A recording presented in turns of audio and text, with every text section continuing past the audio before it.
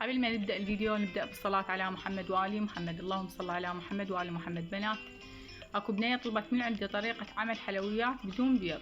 سويت هذه الكيكة قدرة قادر او كيكة بالكريم كراميل. عندي بالبداية هنا كوب شكر اخليه بالقالب، اضيف عليه نص كوب مي واخليهم على النار يتكرملون. هنا اسوي الكريم كراميل. عندي هنا ظرفين كريم كراميل، الظرف ياخذ كوبين مي، انا راح اخلي ظرفين واضيف عليه 3 اكواب مي. نكهة الفانيلا اضيف عليه ملعقة صغيرة، وهذا هيل وزعفران حسب الرغبة. نص كوب حليب باودر،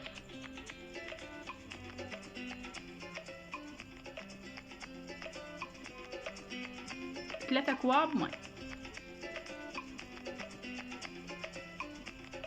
وربع علبة حليب مكثف بس مو هسه راح اخليه، وثلاث ارباع راح اخليه الكيكاية الحليب المكثف.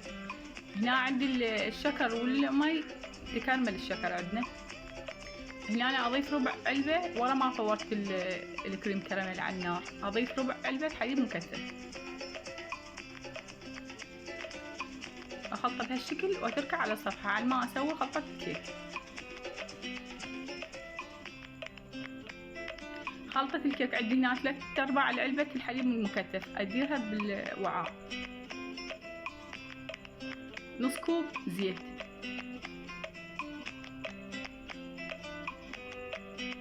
عندي هنا كوب مي، هذا نص وهذا نص الثاني، ملعقة صغيرة فانيلا، نص كوب حليب باودر، هذه خلطة الكيك، كوب طحين، وربع كوب نشا، وهذا ظرف بيكنج باودر 10 غرام،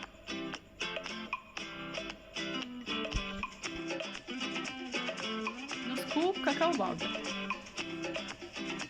ورشة ملح، وهذه القهوة حسب الرغبة، أنا أحب أضيف وياها قهوة نص ملعقة كبيرة ينفع تقريبا، وأخلط المكونات.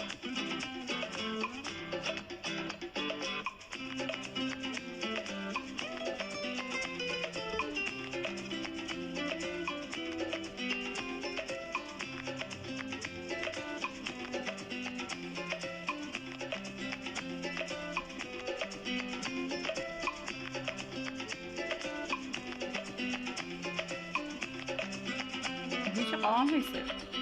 هنا عندي الكريم كراميل برته وخليت جوا المي راح ادخل الخليط بحمام مائي، وابتدي اضيف عليه الكريم كراميل واضيف عليه خلطة الكيك.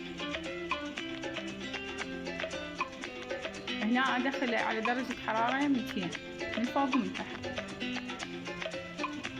الى ان الكيكة الفوق تستوي. طبعا وين راح تطلعون من الفرن راح يظل الخليط اللي جواه سائل، لان هو ما بيبيض، هذا كريم كراميل جاهز.